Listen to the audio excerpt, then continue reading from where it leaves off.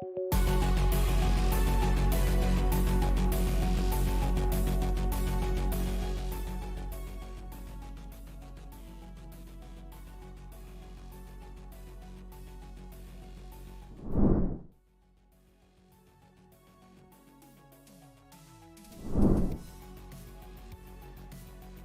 new era in sim racing broadcasting always begins with a vision. Hello and welcome to Grid Vision's broadcast of the Global Racing Truck Series at Kansas Speedway, one of the most exciting mile-and-a-half tracks on the NASCAR circuit. I am excited to see what these guys have in store for us here. Of course, this is a top groove type dominant track, but I think we're going to see a lot of three-wide action. Of course, my name's Brian Britt.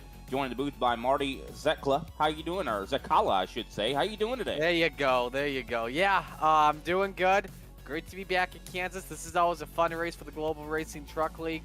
And hopefully we don't see anything similar to what happened in the Craftsman Truck Series last night.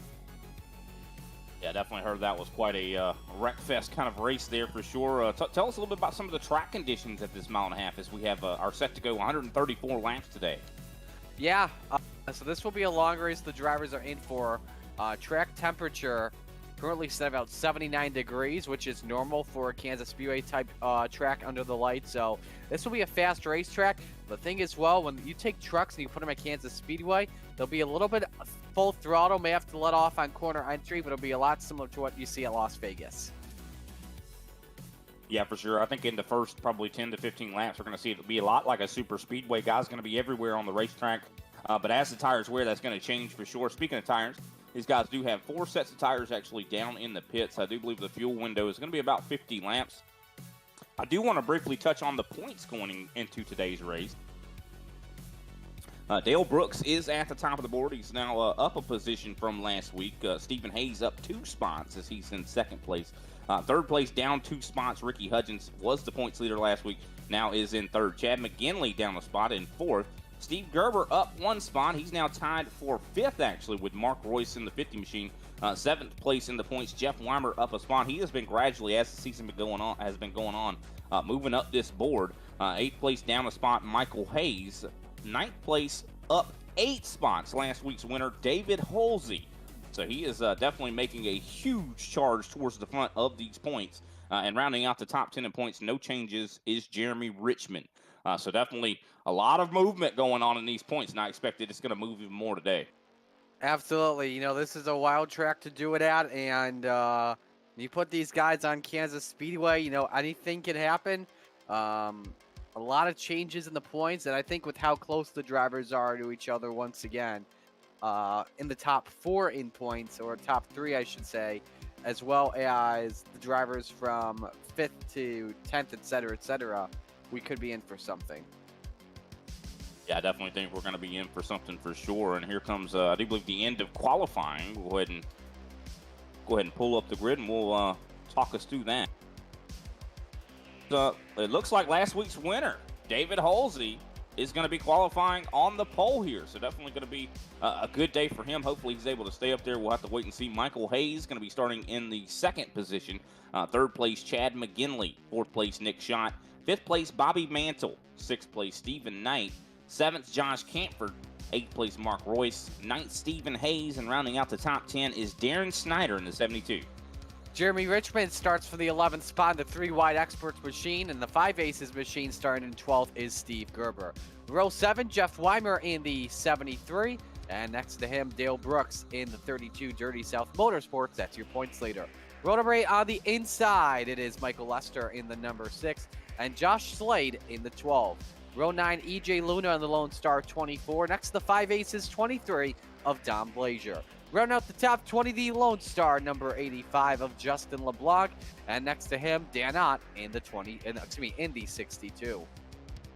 21st position is going to be Eric Bergdorf. 22nd, Ron Harrington. 23rd, Kenny Heath. 24th, Robert Engelman. 25th, Ricky Hudgens, our previous points leader, going to be starting all the way at the rear of the field. Interesting to see how that's going to be. We know he's an aggressive driver and always usually has speed. So he's going to be one to really watch, I do believe, that 21.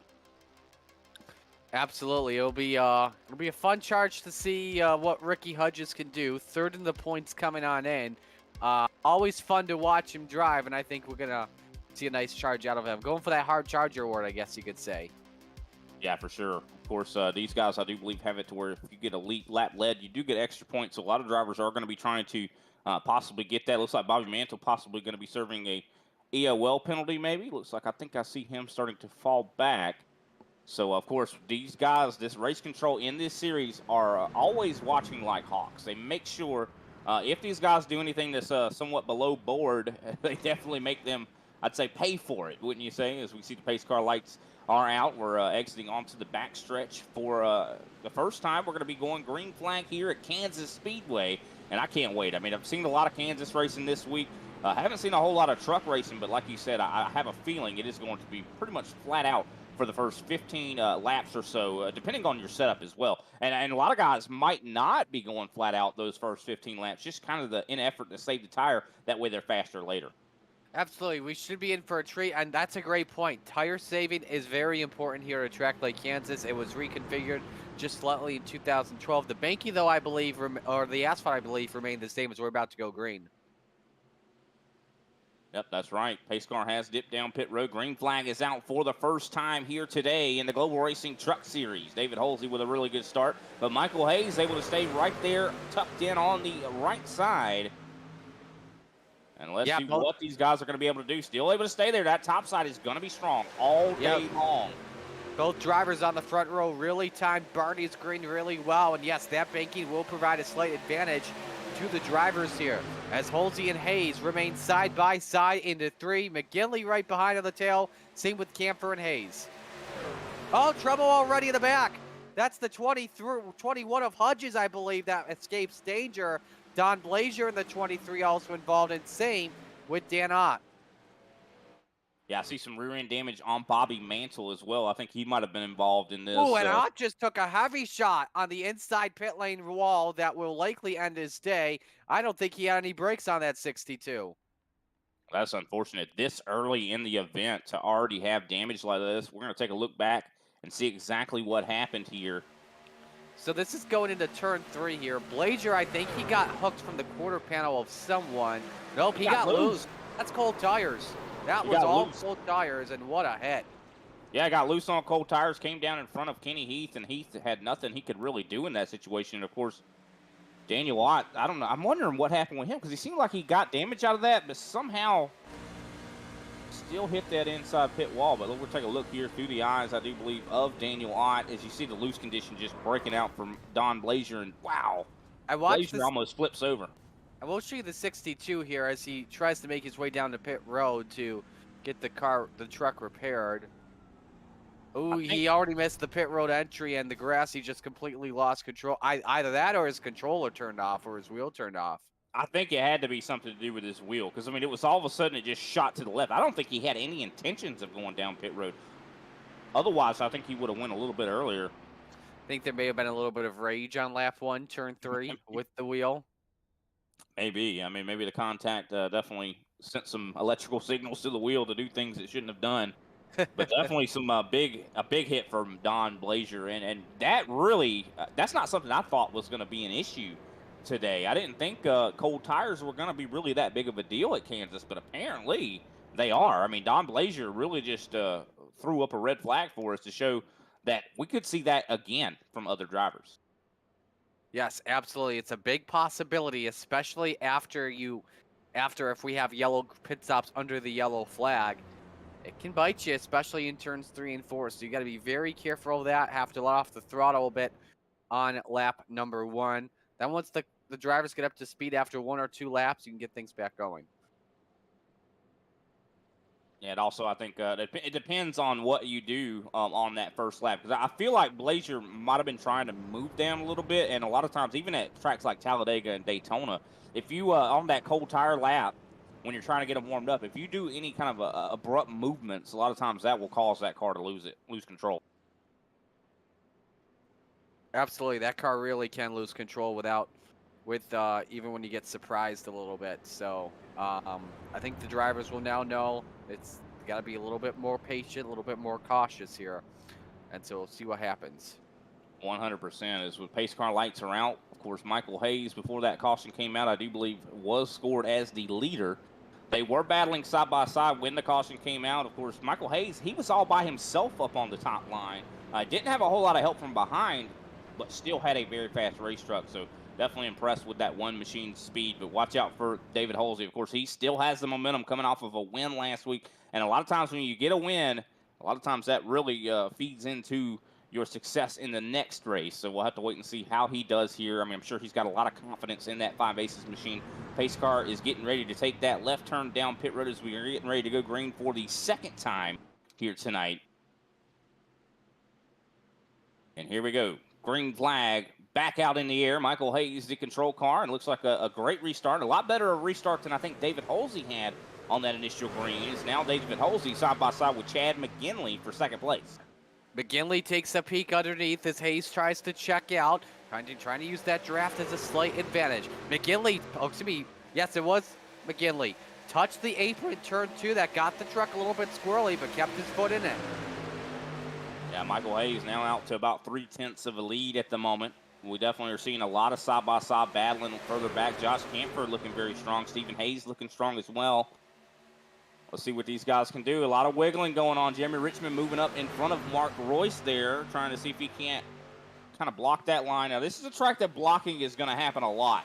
Yes, absolutely. You're going to see a lot of it on the front stretch with that tri-oval. A lot of drivers will try and use it as runoff throughout the day today to try and gain extra amount of speed if possible. It'll be something to watch closely. Chad McGinley showing a lot of promise right now as he is still side by side with David Holsey. They have caught back up to Michael Hayes. This is a track that, especially in this truck, you're not going to be able to really get away. Except for when the tires start to wear, that's when you possibly could start to drive away. But at this moment, this is a lot like a super speedway. That draft is going to pull the rest of these guys back to you. And also, if you do manage to actually get away and break that draft, you're probably going to be burning those tires up more. And also got to keep in mind, we talked about fuel, about 50 laps, I think, roughly. So that guy that's in the lead, as always, when you're at these bigger tracks, is going to be burning the most gas. McGinley got a little bit sideways off of turn number 2, and yes, that's right. If you're in the draft, you can let off just a little bit to avoid bump drafting the driver in front of you. Oh, look out! Oh! That was shot, I believe, in the wall. What a save, but a lot of damage to the 60. Yeah, Nick shot with some major issues. 60's going all the way back outside of the top 20, I do believe. Unfortunate for him. He's slow still on the backstretch right now. Yeah, Stephen Hayes was trying to set up his entry, and unfortunately, he just squeezed up shot out of nowhere. That's an unfortunate situation, but we stay green. Hayes fell back, I believe, a position or 2 to 5th. Oh, we got a race for the lead. Here comes Holsey, or rather Hayes. Nope, I'm sorry, it was Holsey. Yeah, Holsey, of course. Hayes was the leader just now, and now David Holsey says, hey, I'm going to take the top side, and he's flying right now. Getting an awesome run out of turn number 2 with the help of Chad McGinley. He gets separated for the lead. Does he come down and possibly take that lane, or does he stay? He's running around in the middle lane, and it seems like that's working well. You mentioned about the banking. This place does have progressive banking yes. In a lot of ways, to where like it's almost a little bit like Homestead, but still different, very different. And that's what Kansas Speedway added in 2012 to help with the racing, and it's really showed off really well. McGinley now tries around the outside. Now in the low line, you're using a lot of steering, you have to let off just a bit on corner entry. On the middle groove, you don't really have to, and you're steering less. That kind of helps out with the tires. Yeah, for sure. But yeah, I think a lot of ways here at Kansas, depending on what lane you're using, that is going to really depend on what tires you start to wear. So I think if you run that top groove, you're going to start to possibly wear a different, maybe the rears rather than the front. So we'll have to wait and see how that kind of all turns out. But from what I, kind of traditionally running the bottom is the best way to save tire at a track like this. But Kansas, I mean, there's so much speed at the top that you really don't want to let it, you want to use that speed. So much good racing all around. This has been an incredible start to this one. McGinley tries to close on Holsey. Camphor off to an impressive start in the 3rd spot. And I think McGinley's thinking about that slingshot. He pulls up to the quarter panel of Holsey for the lead. Yeah, I think we're going to see multiple different leaders here. We do see some 3 wide starting to brew further back in the group here, kind of centered around Stephen Knight, who just got clear of that 3 wide condition. Mark Royce was in the middle. Joshua Slade's been making some moves as well. So a lot of moving back here, back in 8th, 9th, 10th, and 11th. A lot of drivers fighting for position, trying to get up into this top 10. Yeah, Royce was in a little bit of a sandwich first. Almost thought that they were going to go around, but keeps it going. McGinley takes the lead for the first time today, so he leads the lap of the line. But watch out for Camper closely in that Busch Light Apple 78, which I definitely miss. Yeah, for sure. Of course, seems like the top groove is definitely the most powerful groove, but David Holsey trying to hold the bottom. I think he's just doing that possibly to save a little tire. We'll have to wait and see. You see, I think that bottom line is going to be hard to control that race car. Like you kind of mentioned, you're having to use a lot more wheel down there, but it looks like Chad McGinley gets a good run. 3 wide for the lead. Look at this. That's a bold move from Josh Camper. Shallow entry, found the opening, nearly makes contact with Holsey. That was bold from Camper as he goes 2 for 1. What a pass. Yeah, and he Oh, contact. And this is not over. Chad McGinley up into the outside wall hard at the contact with David Holsey. That was wrong. That's unfortunate there. Hard racing for second. You don't want to be seeing something like that, especially early in the race. Just blocking gone wrong. Yuck. And unfortunately for Chad McGinley, he has heavy right side damage. It's still slow. He is falling now outside of the top 20. So he is he's going to have to get that fixed. He's got right side and left side damage. That truck's never going to be the same. I tell you what, both of these drivers will be angry with each other for sure. I haven't heard anything in voice chat yet between the two, but both of them will not be happy at each other. And McGinley's bringing it into the pits. Take a look at this. Taking a look at the replay here, you see what a move from Camper, able to slide right up in front. And I think you see Chad came down on Holsey there. I don't think Holsey really did anything wrong in that situation. Nah, Holsey just kept the wheel going. And then as he's trying to keep it straight without saving it, just came up, unfortunately. But the biggest winner in all this, Josh Camper has the biggest lead we've seen in the start of this one, 1.1 seconds. Yeah, this is, of course, the longest run we've seen thus far as well. I think tire wear is starting to really impact these race cars. I mean, look at the lap times right now. About 0.8 of a second that the drivers are losing here. So now we're starting to see the tire factor into occasion. But still some great racing. Jeff Weimer underneath Holsey for third. Surprised Holsey didn't lose too many spots. I haven't seen the right side of the truck yet. I would assume there's some paint scuffs to it, though. Oh, yeah, there definitely is. There's definitely some of that, that camouflage on there has been impacted for sure. So that could be holding him back. I mean, this is very much an aero track. You can see, yeah, definitely a lot of damage to that right side. So that could act as a parachute for him. And that is why I think Jeff Weimer is finding so much success here. Is we do see a driver coming back up on the racetrack. That is Kenny Heath in the 5 machine. So hopefully he's able to merge safely back into the racing groove.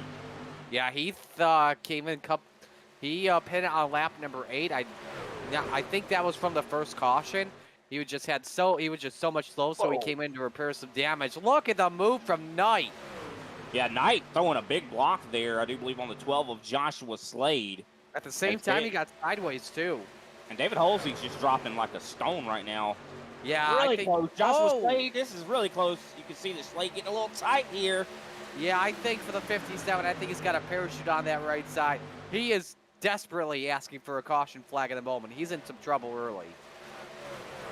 He definitely is. He's going to need that the crew to give him a little bit of attention to that right side to get some of that optional repaired. But like I said, I don't think it's ever going to really be the same. But I think a lot of other drivers are going to join him at some point. These guys are being really aggressive. Kansas is a track that is very hard to predict where someone is going to be running as well. Absolutely, you never know where the driver's going to enter. It's like I guess you could take it like a dirt track where you don't know where the driver's going to go in. If he wants to send it deep in on the final lap to play defense, or if he's going to work the cushion up top. All just depends on which lane is fast. Yeah, 100%. This is a lot like you said, a dirt track, especially when you're running up on the top groove. When the tires start to wear, you're really having to kind of feather that gas pedal and steer the car with the gas. This is a track that you do not want to put a lot of wheel into it. You want to use your pedals to steer more than your wheel. Oh, yes, absolutely. Looks like Stephen Hayes is starting to catch up possibly to Josh Camper, but I'm looking at the speed from Jeff Weimer. Last time by, he was the fastest car on the racetrack, so watch out for this 73. I think he means business here today. Oh, yes, absolutely. I think, in my opinion, At looking at some specific drivers, Camphor, this is the best start he's had in a race by far without question, but he's lost the lead a little bit. I think Hayes is saving his tires a little bit better than Camphor, and that Whataburger 13 wants to use it to his advantage.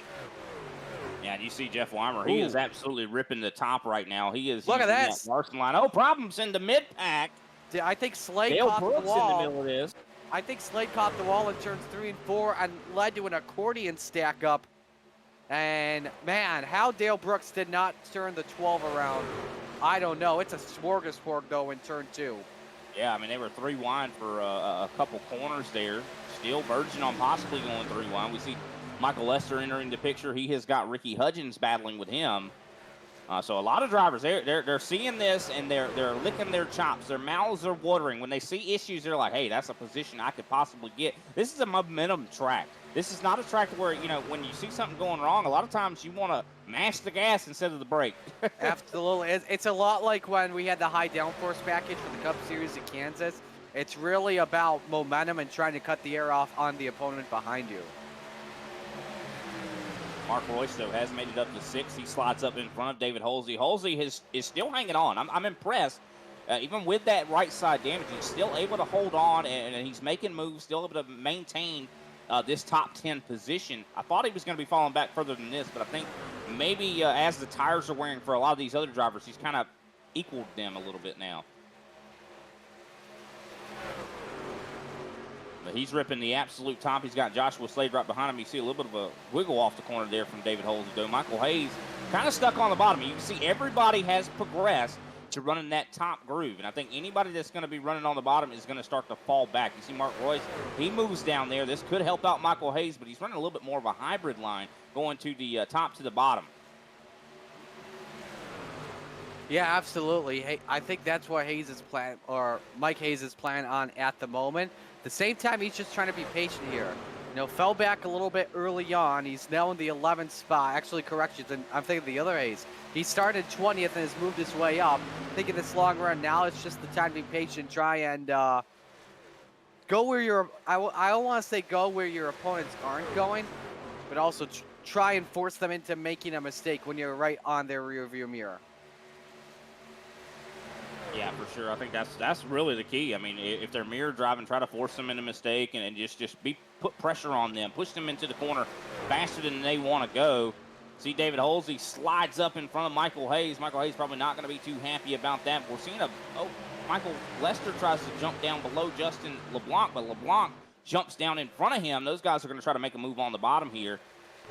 We got a 4-way race for the lead here, too, at the moment. Brian Hayes is all over Camphor. They tried different lanes at 3 and 4, but look who else is a part of this. Jeff Weimer and Jeremy Richmond. Great starts for both of them, especially Weimer, who started 13th. He's up to 3rd. Yeah, I remember Jeremy Richmond, I think last week had some bad luck. He's had a lot of bad luck this season. You know, started the season off strong in that Lone Star Racing 98 machine, but he's definitely been getting a lot of speed here. Looks like I think Weimer's just not handling well right now. You see, Richmond tries to take the top side on Weimer, but unfortunately gets into the outside wall. And that's some good damage for Richmond. He's got a right side scuff. That's, like you mentioned with Holsey earlier, that is a parachute on the number 98. And again, no quick repairs in this series, so not what Jeremy wants at the moment. And like I said with Holsey, he's going to desperately need a caution flag. That he is. He was right there in the top 4, or he still is in the top 4, but was right there battling amongst themselves. But that has kind of split them up. Josh Camphor now has a little over a half a second lead on Stephen Hayes. Stephen Hayes about 8/10 on Jeff Weimer. And because these guys are splitting up, I think that this is going to kind of act as an accordion in a lot of ways to where the guys that are further back are going to start to catch up. Absolutely. I think it will, especially when you see a long run could bring everyone all together. You know, although Richmond is 1.4 seconds back, same with Steve Knight. Knight could close on these guys because if he passes Richmond, the top 3 battle for the race lead. It could be a big advantage for Knight. Yeah, I think it is going to be a big advantage for Knight. Last time by Knight, or the time before that, he was actually the fastest car on the track. Not that time, but He's definitely showing some really good speed, and I think that draft of Jeremy Richmond is helping. He is really closed in to the back bumper. You see Dale Brooks a little bit further back as well, trying to look who's battle with behind Joshua him. Slade for 6th place. Look who's behind him, too. Ricky Hudgens, who started from the rear of the field. He is in 8th, and he may be able to take these two here at the end of this next lap. He is coming quick. Yeah, he started all the way in 25th. That is the last position, and he has fought his way all the way up here. I mean, he has definitely been showing significant speed, getting by his teammate Dale Brooks, and now he's going to see if he can't capitalize and possibly get up there to Joshua Slade. I'm telling you, Ricky Hudgens, he has had a phenomenal season. I mean, he has just been nothing but consistent. He has not, I don't believe, won a race this season yet. Well, no, I think I might actually be mistaken on that. Has he won this week or this season? Who are you talking about again? Ricky Hudgens? Yeah. He's got one win on the year. One win on the year. That was at Talladega a couple weeks ago. That's right. You're Oh, and I'm sorry, right. not Talladega. Yes, it was Dega, where he only led the final lap. That's right. Yep, you're exactly right. I remember that was a fuel mileage race there.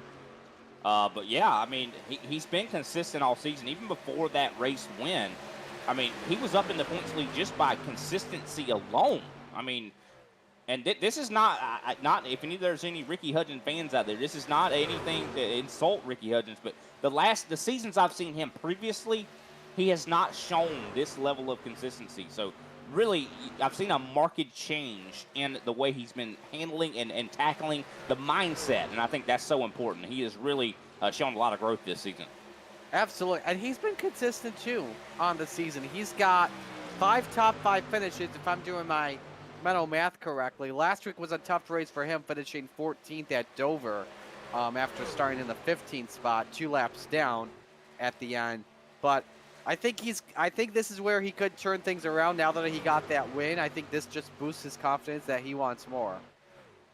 We do have pit road starting to get a little active here. Chad McGinley has brought it down pit road. I think that's as a result of damage. Yeah, he had the damage with Halsey in the 57. I think you said the window is about 50, 55 laps. So I think in this situation, it's going to be interesting if you want tires or track position. I think track position could be key in this one. Now, of course, first place, Josh Camper. He's got about 1.5 seconds on Stephen Hayes at the moment and about 0.3 back to Jeff Weimer. Most of the battling right now is for this 4th place position. Jeremy Richmond is got a crowd of race cars all right there behind him. Joshua Slade, I do believe Stephen Knight, Dale Brooks, Ricky Hudgens, who we were just talking about. Slade trying to use the top sign to get around Richmond. Of course, Richmond has that damage to that right side, but he is definitely, I think, a thorn in these guys' sides in a lot of ways, making it very difficult to pass him. Yeah, this is just leading to a big stack up. As we mentioned a couple moments ago, Knight has fallen back just a bit. Slade makes the pass for the 4th position. I think Knight may have used up his tires. Dale Brooks and Ricky Hudgens trying to use this to their advantage big time. Yeah, Dale Brooks using that top sign, but Jeremy Richmond takes that line away. But you can see, yes, Stephen Knight's running the bottom right now, and I think he kind of fell victim to that carrot on a stick mentality. He saw that, hey, I'm catching these guys ahead of me, and that, a lot of times that makes you drive the race car harder, and that's not what you want to do. You want to just kind of keep your pace and run your race. As Dale Brooks slides down in front of Stephen Knight, of course, going to see if he can't possibly go side by side with Richmond, but it just seems so difficult to pass when these tires are older like this. So a lot of these guys are probably hoping and praying for a new set of shoes here very soon. Absolutely. I wonder who's going to be the first to begin all this green flag pit stop. Monsoon, I guess you could say, ironically, as last week when I was down in Dover, it was pouring like crazy. But I think if one driver comes in, I think other drivers may wait a lap or two. Perhaps the undercut could be used to someone's advantage here. However, though, this isn't really a qualifying track. We're seeing a lot of passing. So now that I'm thinking of it, tires could be a key. Oh, tires are definitely going to be a key. I mean, we see the fall off. I mean, it's a second and a half or more, I mean, from all these drivers, and we're 39 laps into this run. So I think the key is going to be the overcut. A lot of times at tracks you see a ton of fall off. Overcut is probably the best thing you could do. Now, track position doesn't seem like it's as important, but then again, if you get held up, by another driver, that's going to make it a little bit more difficult for you to catch up to the leader. So that's going to be something we've got to keep in mind. That is for sure. Of course, Josh Camper, who was in the lead, he is in the lead. Oh, Jeremy Richmond back up into the outside wall. He's in big trouble now. Second Oh. time he scuffed it, and near contact with Stephen Knight. Boy, Richmond may fall out of the top 10 here with this. Yeah, I think he is definitely adding on to that damage that's on the right side of that Junior Smokehouse machine. I think he got way too aggressive on corner exit. That was actually the same corner, I believe, too, when he caught the wall the first time. And that wall can bite you out of nowhere off of turn 4. It's like a sneak attack. It definitely is, for sure. I'm telling you what, these guys definitely ready to get this race in the books, considering they are going to have a week off. Mother's Day coming up next weekend. So I'm sure a lot of these guys, they want to have a good finish, because when you have a week off, Marty, I mean, you don't want to have that week off and be wondering what could have been that whole week. Absolutely. Something I just thought of, too, as well, is, off of turn 4 at Kansas, going back to Jeremy Richmond, remember, that goes from safer barrier to a concrete wall, and obviously that transition, you get a lot more pavement on the outside on a concrete wall. So I think he's just trying to use too much racetrack right off of turn 4. Yeah, of course, it is, you want to be up there to that wall if the car's working very good up there. But then you see that, like you were saying, kind of the transition, the angle kind of narrows out a little bit there on the exit of 4. So you got to be really, really careful. It's not as prevalent, I'd say, or noticeable in turn 2. You're able to really kind of exit right on that wall and it'd be fine. But in 3 and 4, it's very easy to get up there. And also, we haven't discussed about some of the other features of this racetrack. There are bumps on this track. A lot of people think it's just a smooth track. Oh, Mark Royce into the outside wall. He's going to lose some spots here. He's now going to be verging on losing. Yeah, he's back in 11th now. But yeah, there's a bump in 1 and 2. If you're running the top side and you're not running high enough, there is a bump right there in 1 and 2. And I think there's also 1 and 3 and 4 on the bottom. Oh, yes. And correct me if I'm wrong, but this is a track in Kansas. As you watch the replay with Royce, somebody else just nabbed the wall while you're looking at the replay shot. Here's a look at Royce. Just got tight, looks like. That's the same thing as I was talking about, and he's going to bring it into pit road. Probably a smart decision for the 50 as we're a couple laps away from green flag pit stops. But as I was saying, I think when this track began in 2012 with its current configuration, there were a lot of bumps, and it sent people for some wild spins in the corners. Yeah, definitely, for sure. I haven't seen those bumps really impact a lot of drivers here today in this truck, though, which is interesting. I know in the next gen, I've seen a lot of races this week in that race car, and those bumps in 1 and 2 have been the widowmaker for a lot of drivers, that's for sure. But Josh Camper still in control. Like you said, this has been his best race thus far this season. And what a job from him here tonight. I mean, he has been definitely putting on quite the show. Of course, still maintaining a second gap right now. Stephen Hayes, of course, sits in that second spot. He's been running some really, really good laps. Of course, he's followed right behind by Jeff Weimer, so that is the top 3. Of course, Ricky Hudgens, he's now all the way up to 4th. Here comes Weimer. He's coming down pit road.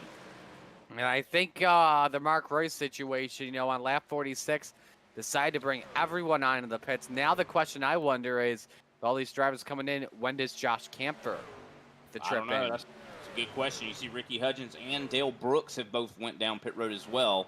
His teammates are probably making him aware of the situation at the moment, his Lazy Lizard teammates. And he's coming in now, so he'll give up the lead. Hayes, Stephen Hayes will actually also come in. Assume Mike Hayes would take the lead here as he's going to go an extra lap. Wow, and what a job from Stephen Hayes on the entry there. He got a lot of time back on Josh Camford on the entry. Yeah, Josh was way too patient entering pit road, and look how much that just closed in on the gap. Yeah, I mean, they're gonna be right there behind each other, depending on how good they get into their box. And it looks like both of them successfully get into the boxes. Didn't have to go into reverse. We'll see. I think they're gonna be right there together when they come off of pit road. Michael Hayes, though, is the leader at the moment. And it looks like he's actually coming down pit road right now as we speak. So EJ Luna is gonna inherit that lead.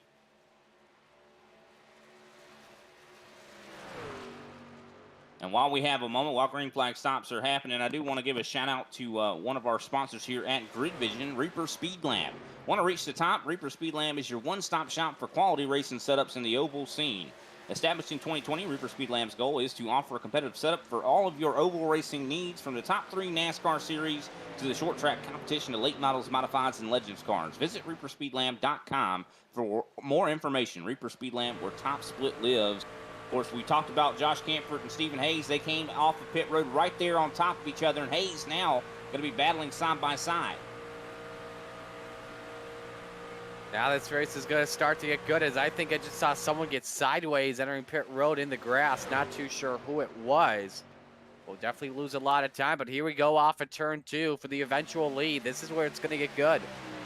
Now, keep in mind, on that first lap, we saw cold tires really be an issue. Yes, These it guys was. are on these cold tires, so watch out. Oh, there. I'm telling you, Camford he is definitely not giving Stephen Hayes a lot of room. He's trying to pinch him down to where he does not get runs off the corners, but that is a dangerous thing to do this early in this race. Yeah, they're getting risky already with the cold tires. Now I think they're up to temp and up to their pressure, but take a look at this. Watch closely. We talked about that high side being a big factor. Weimer is closing in pretty good on the top shelf.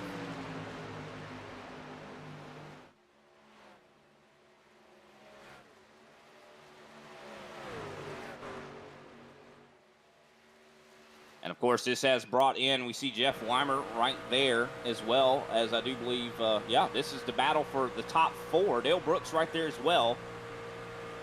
Watch out for Dale Brooks. Of course, he is, I do believe, the points leader at the moment. He's going to want to try to keep that. Of course, he's had some races that he's been hot and cold this season, but for the most part, he's been hot, wouldn't you say? Yeah, I agree. Weimer's put some good runs, or both Weimer and Brooks, I should say, put up some good runs. Obviously, Dale Brooks, the better performer here so far this season. And Brooks loves these long runs. Really uses them to their advantage. Now, keep in mind, though, we saw, of course, Dale Brooks, Jeff Weimer, and Ricky Hudgens all pit at the same time. Ricky Hudgens, I don't think, fared as well on pit road. He is now in the middle of a little bit further back. I think he's actually, if I'm not mistaken, about 3 seconds, 2.5, somewhere in there, back from these guys. So I think he might have had a little bit of an issue on pit road that caused him to split up from the rest of his Dirty South teammates. Now, that's going to be an important thing to keep in mind, that you race for show, you pit for dough. That's something that has been a mantra of a good friend of mine, and it really does apply, as we do see Ricky Hudgens now starting to put pressure on Mark Royce side by side for 5th place. Now, Weimer is still on that spoiler of Stephen Hayes for the race lead. Now, everyone, there's a lot of patience happening on this long run. They're all having fun in this 4-car battle for the lead, but you just mentioned about Hudgens and Royce. Give credit to Mark Royce. Hit on lap 44 after scraping the wall. Worked out pretty well. He's up to 6th. Yeah, it definitely is working out for him at the moment, but keep in mind, looking at lap times, he's about 4/10 slower than the rest of the drivers that are around him, so I think that he's going to get, in a way, probably, a lot of guys are going to envelop him, so we'll have to wait and see how he's able to maintain this. Of course, he's going to have to hope that once these guys do catch him, that they're somewhat on the same level of tires as he is, as we see, of course, Nick Schott goes to the top to let these guys go. But, of course, I mentioned about how pit road can really be the bane of a lot of these racers' existence. I mean, you see all throughout this field a lot of spreading out. Of course, through the top 20, I mean, they're separated by almost 30 seconds. See, of course, that 20th position is Nick Schott. He is, of course, 2 laps down. But, okay, so 19th, Robert Engelman. He is getting ready to possibly go a lap down as well. He's 28.6 seconds behind the leader. So he's getting ready to get enveloped himself. He's going to be praying and hoping that something comes out to help him to where he does not go a lap down. Yeah, he's hoping for a caution as soon as possible. And as of right now, Ehrlich thinks the closest place where we could see a caution is in the race for the lead. That's the closest gap I have. Camper and Hayes separated by 0.14 Yeah, that really is the closest. Oh, we had one on the wall. I heard one get the wall. I want to say that was Engelman possibly. I could hear it on iRacing when somebody scraped it, and it was legit right in front with a camera shake I had. That might have been Kenny Heath there. You see, he was quite slow there coming up with Engelman coming up on him. But Josh Camford, has led, I think, the most laps here so far, but he has the hungry 13 of Stephen Hayes right there behind him. And looking at the right side of Kenny Heath, a lot of right side damage on that machine. So I do believe, yeah, he impacted the wall. And of course, you see the lap traffic. He hits it again. Or should I say, the lead lap cars are going to get by him. Kenny Heath has had just a terrible season, you know, of bad luck. I mean, man, he is just.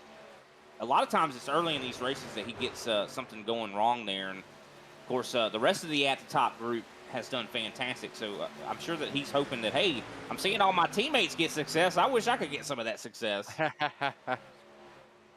Yeah, absolutely. He's definitely feeling bad right now, or feels bad that he can't be up there with his teammates. Just now at this point on, hoping for the best. 100%. Of course, we have the top four all still right here on top of each other. Mark Royce has fallen back to now 7th place. Josh Camford was able to get by him. Now Ricky Hudgens and Slade, is about a half a second right now. So, Slade into the outside wall a little bit there. Just a little bit of a kiss on that green paint. Yeah, kiss won't do too much to affect him. He'll be fine.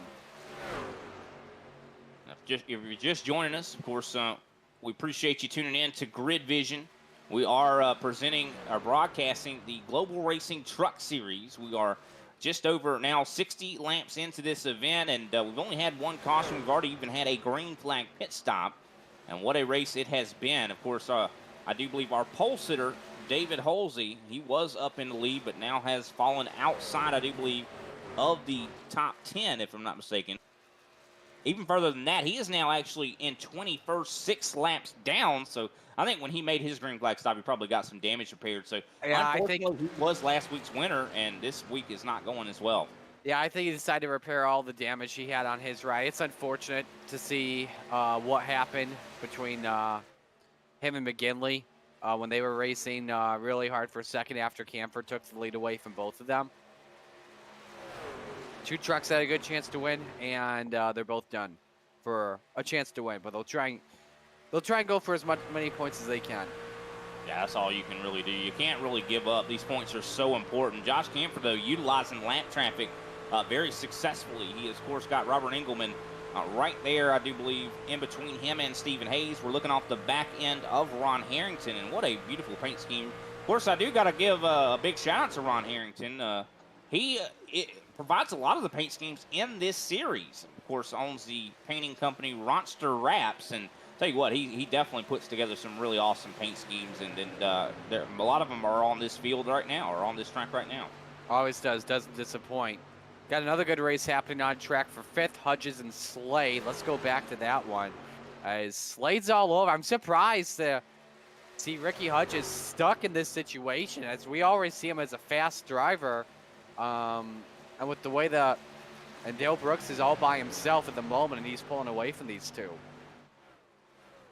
Yeah, definitely unfortunate. And I think it all comes down to his pit sequence. I think he might have just had a little bit of a mistake on pit road, and all it takes is just a little bobble. Missing the box, having to kick it in reverse, you lose, you might lose a 10th or something like that, but that equates more on the racetrack than that. Of course, every little bitty, microsecond you spend on pit road costs you feet on the racetrack, and that is what I think has separated him from his teammates. And now Josh Camford's going to take advantage. Side by side for the 5th place position. It looks like Slade is going to be able to shoot up in front.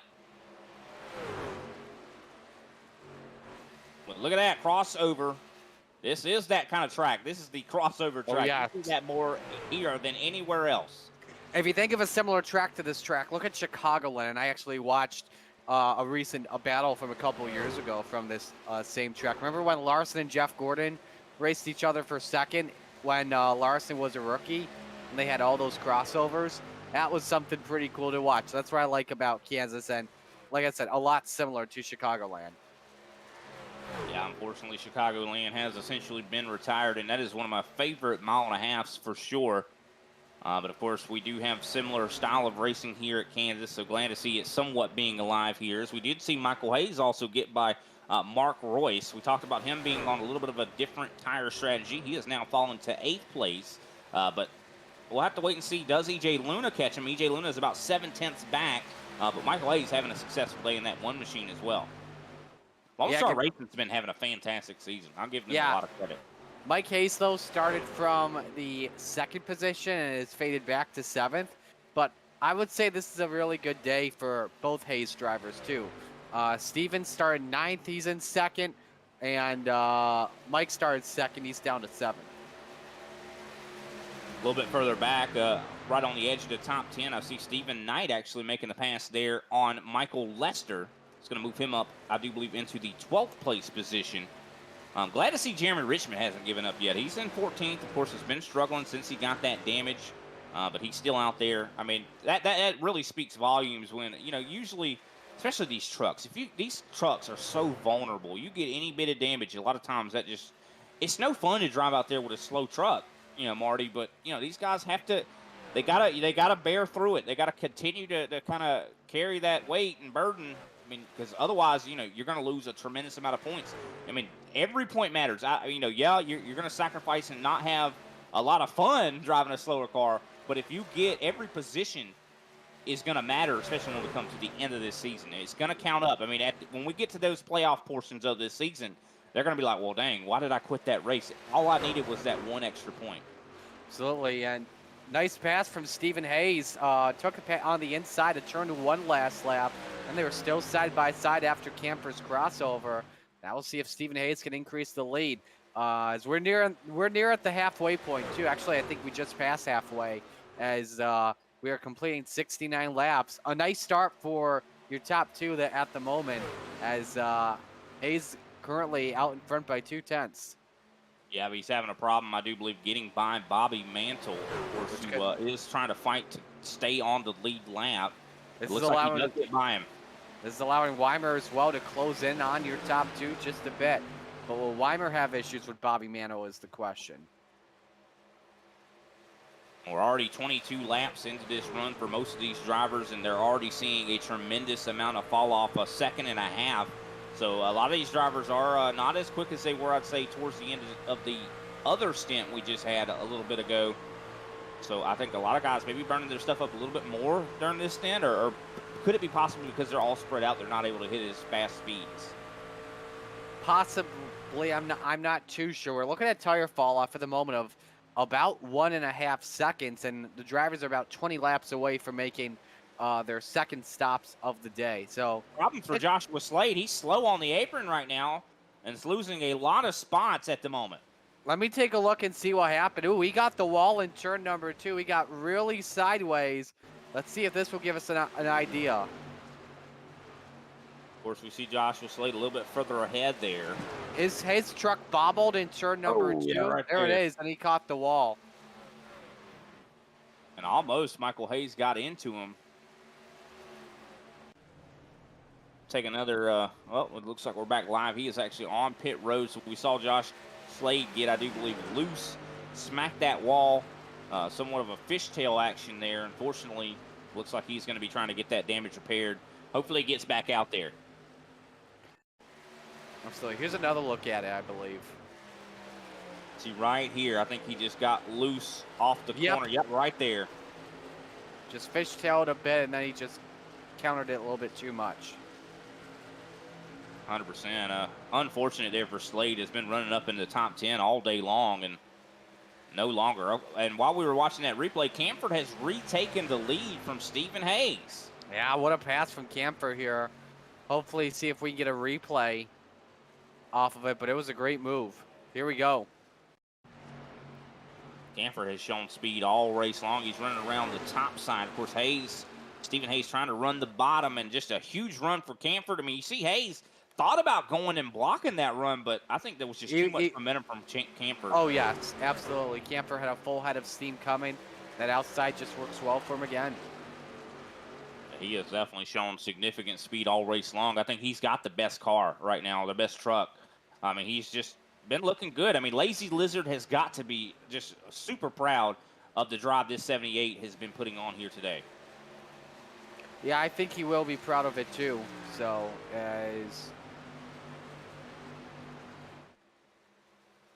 sorry about that. Had a technical difficulty on my end.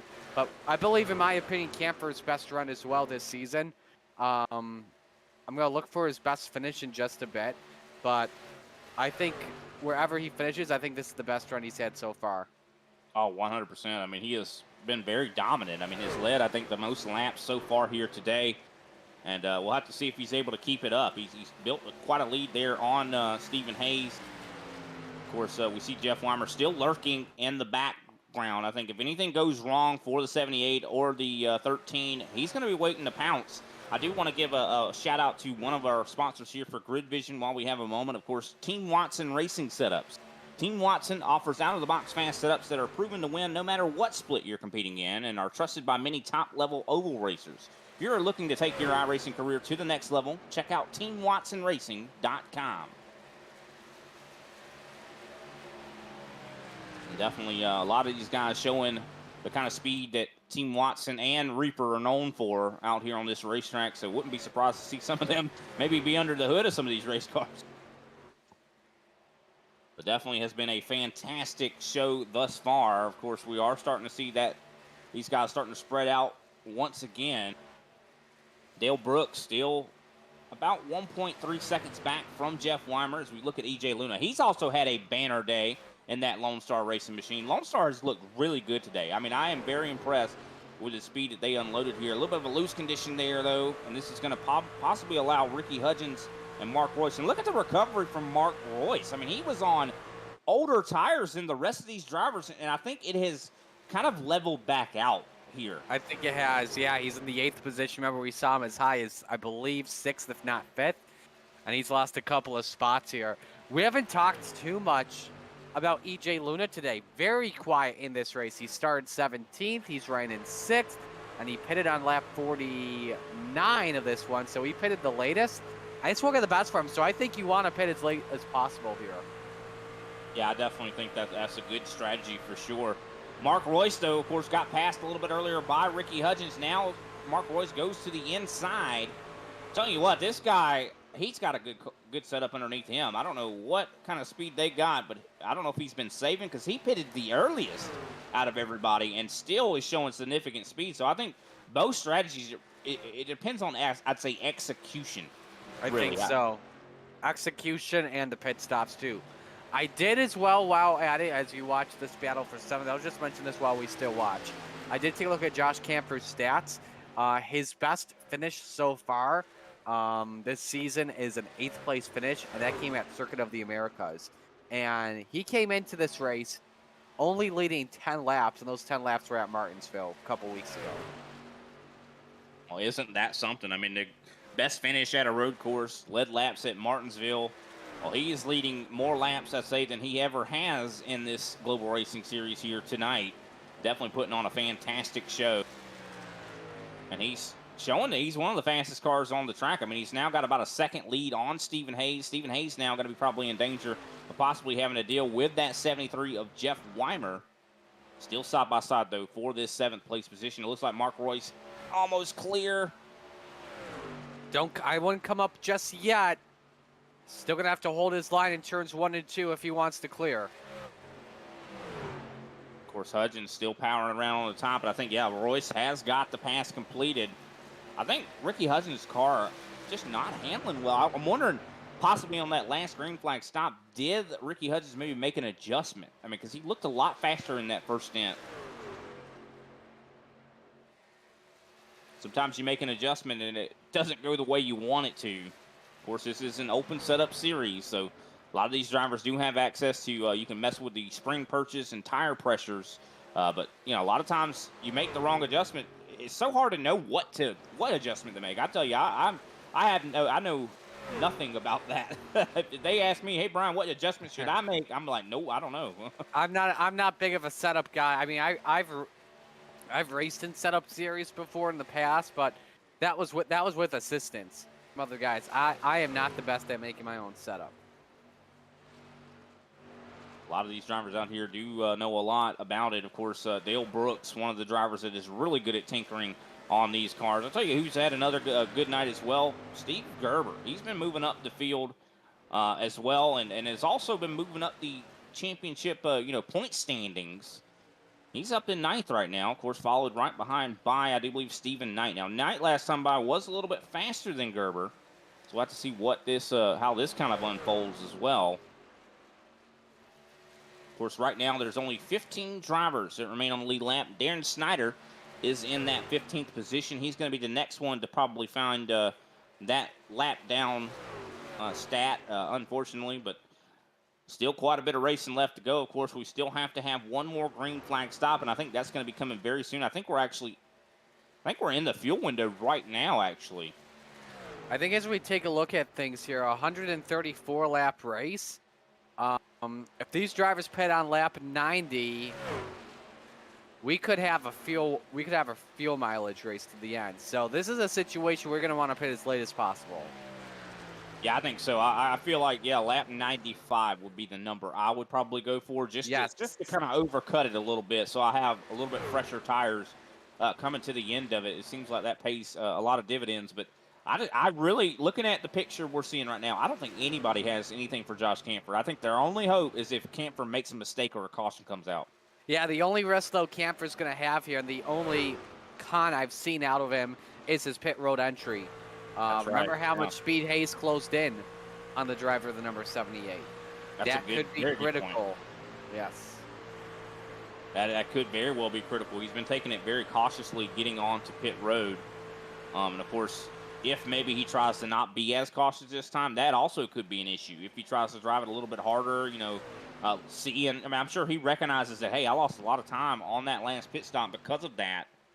And there we go, our pole sitter getting ready to go another lap down as we see Camper catching up to him. Oh, that was close. David Holsey, I don't think he was trying to block him there, but no, just a difference in momentum. Yeah, just a momentum type situation, just trying to make a way around. Still side by side here. This could slow Camper down. Kansas is a track that when you race side by side, it slows you down. And the guys behind could catch up as a result of this. Absolutely. 1.5 second lead for Camper on Hayes. Last time by, though, Hayes chopped a 10th of the lead down. And that's because they were side by side. But it looks like Camper does actually get the pass completed on David Holsey. And you can see, yeah, a 10th quicker Stephen Hayes was last time by. But I think that Camper has kind of shook himself up to 57. But what a race this has been so far. We're coming up soon to lap 90, so I think in the next 5 or so laps, we're going to see some guys go down pit road. Could some guys go down early? Could be a valid strategy. I mean, we saw it it's been worked out, I'd say, or working out for Mark Royce. Of course, he was one of the earliest pitters. I hate to keep mentioning that, but so I think that is a strategy that could be something that could work. But I think everybody has their eyes on this 78. When does he pit? When he pits, I think that's going to kick off the floodgates. I think so. I think Camper could be in a sitting duck position. If he waits a couple laps and, obviously we know Camper's going to go as late as possible, but everyone's hoping that he comes in at around lap 92, 93. If he comes in, guys may wait a lap or two so they can have fresher tires on him. We'll see. Yeah, definitely. I mean, a lot of times everyone does essentially the opposite of what the leader does. Especially, but I don't think we're. Hayes is coming in. Here we go. Stephen Hayes coming down pit road. Green flag stops have kicked off. So Hayes going to be trying to do a little bit of an undercut. This is a risky move for Stephen Hayes. I like the call to see if he can get the track position over the tires and see if he can use the horsepower to get in front of Josh Camper. It was only 1.3 seconds back. And we know where Stephen Hayes is better than Josh Camper as a whole, and that was on pit road entry. And Camper's coming in too, and another early entry for the 78. Yeah, he could definitely lose some time here. You see Jeff Weimer able to close in. Dale Brooks closes in quite a bit. Caution is out. Oh, my goodness. Michael Hayes. Now, who is this going to help out with the top 3 stuck on pit road? I think this is going to be big for EJ Luna. Michael Hayes, huge damage. He is actually oh my goodness me. Now. Camper just came into pit road, and that's going to put him back so many spots. We knew that Stephen Hayes already pitted, but for everyone else that stayed out on track, they can all pit right now for 4 tires and for fresher tires and be out in front of the guys that already pitted. Oh my goodness me. This is going to turn everything upside down right here. Let's take a look at the accident that actually brought this caution out. Of course, that was Michael Hayes that was involved in this. Heavy, heavy damage on that one machine. Wow, Anna, you do want to give credit to the drivers for going just nearly 2 pit stops without a yellow. Well done by everyone. Yeah, taking a look back at this here. I believe this is in turns 3 and 4, so may have messed up his pit road entry. Oh! I think he was signaling he was coming down pit road, yeah. I think he was signaling he was coming down pit road, and Ron Harrington just did not get the memo. And was that Hudgens that just barely escaped danger? I think it was. That could have been Hudgens or Jeff Weimer. They have similar race cars.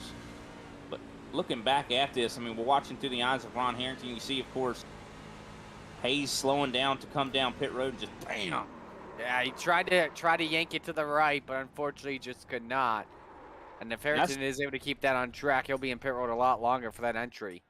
And you know, this series, one thing about it is they don't have race comms over the actual, in the service.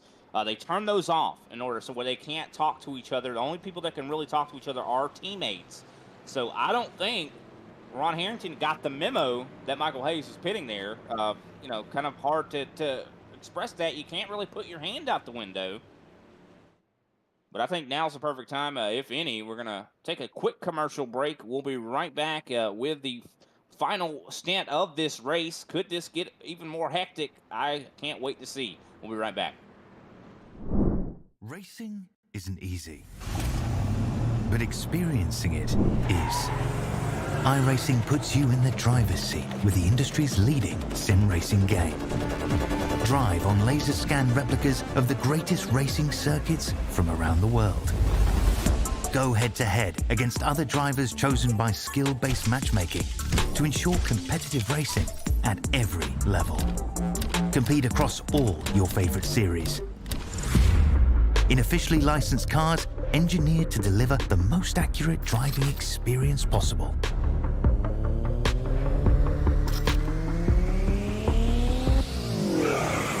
Join a race or host your own with players from across the globe. Race against the computer or in a league with friends. Feel the thrill behind the wheel. Visit iRacing.com.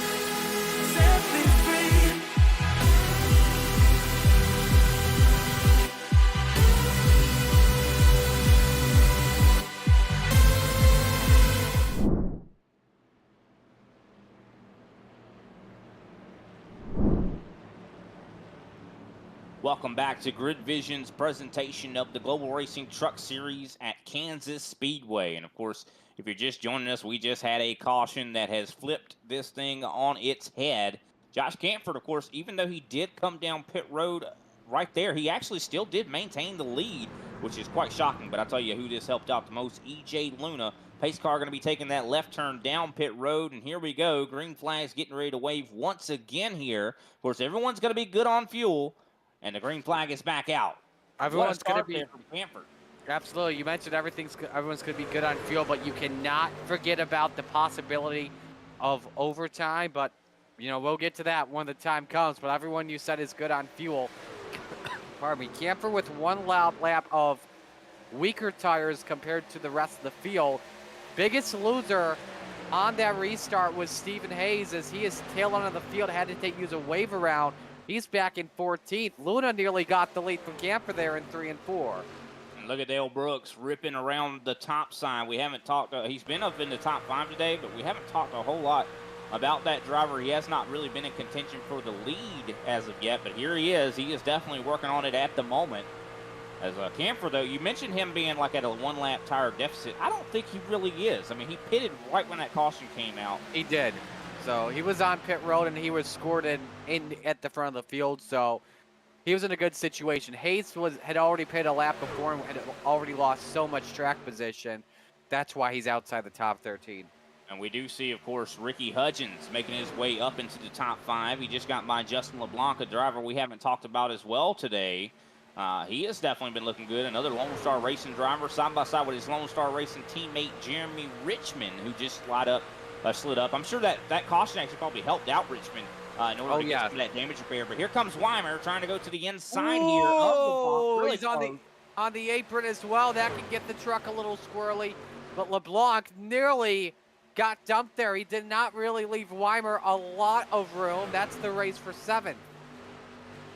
Yeah, there is a hornet's nest back here in this group as they are battling so hard at the moment. Steve Gerber also following right the tire tracks of Weimer. Weimer got sideways in turn number 2. Don't know how he saved it, but could get stuck in the middle in a 3-wide situation. No, Bergdorf thinks second of it. Quickest driver on track, though, last time by. I want to mention here, Brian, the 5th place truck of Ricky Hudgens.